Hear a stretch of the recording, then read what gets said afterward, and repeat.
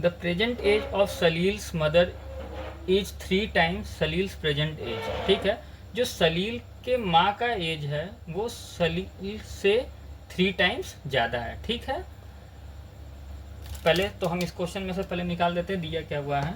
ठीक है, तो पहले लाइन को कंक्लूड करते हैं कि सलील के let SALIL Salil's present age be PRESENT present age be X और Salil's mother PRES present age भी 3x। ठीक है, यहाँ लिखा हुआ है कि सलील के मदर का जो एज है वो 3 टाइम्स सलील के एज का।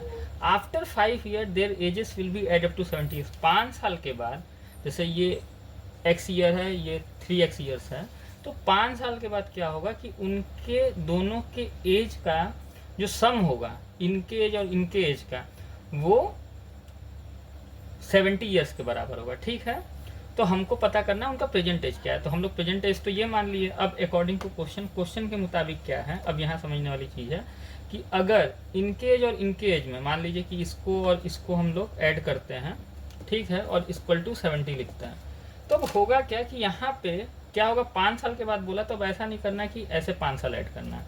क्यों, यही चीज़ थोड़ा सा इस क्वेश्चन में समझने वाला है। यहाँ इस तरह से करना है। 5 साल के बाद अगर मान लो आप कि इसका एज 10 ईयर है, इसका एज 30 ईयर्स है, अगर इसका एज 10 ईयर है तो इसकी माँ का एज 30 ईयर्स होगा।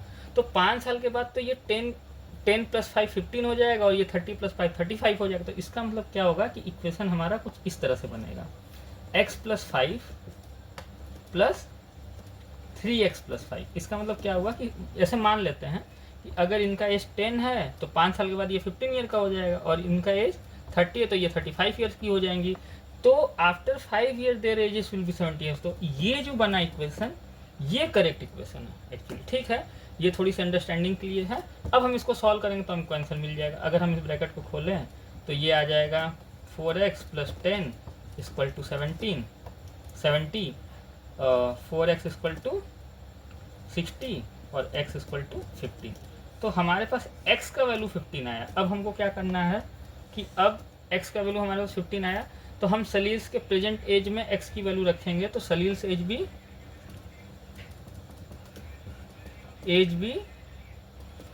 15 ईयर्स। ठीक है, ये x का आया है, और Salil's mother age will be 45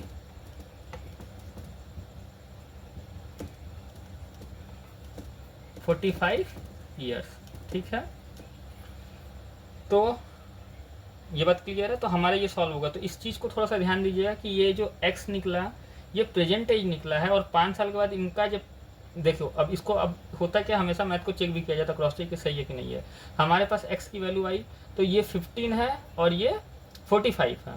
तो अगर 50 और 45, तो इसमें 5 ऐड करो, इसमें 5 ऐड करो, तो ये 20 हो जाएगा, ये 70 हो जाएगा, और ये दोनों का सम 70 के बराबर होना चाहिए। तो देखो 70 के बराबर अप्रूफ हो गया। तो हमारा ये जो आंसर है वो करेक्ट है। तो हम अगर सॉल्यूशन निकालें तो हमको चेक भी करने आना चाहिए कि वो सही है कि नहीं है। प्रेजेंट एज 15 ठीक है और 45 है, तो इन दोनों को ऐड करोगे तो कितना आएगा आपके पास, 60 आएगा।